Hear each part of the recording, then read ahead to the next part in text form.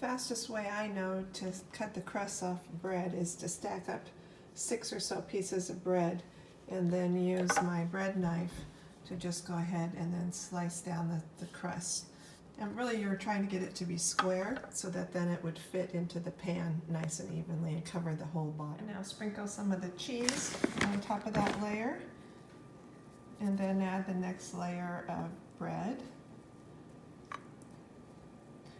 And repeat.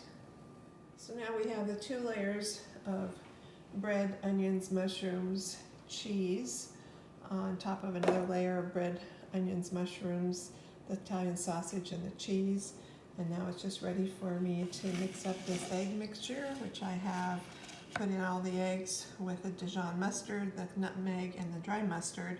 We'll add some milk and stir this up and get the egg mixture together. I've been stirring the eggs and now I'm going to salt it.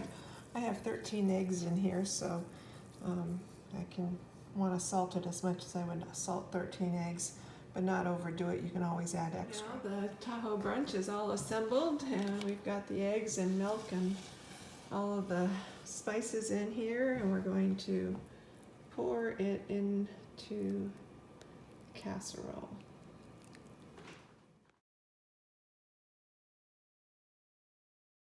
Now it just came out of the oven and you can see how it's kind of raised a little bit here, and everything looks like it's cooked. It's slightly brown.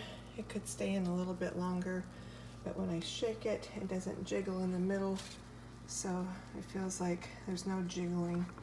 So it feels like the center is nice and firm, so it looks like it's good. It will fall as it cools, but you need to let it sit here for 10 or 15 minutes before you cut and serve it.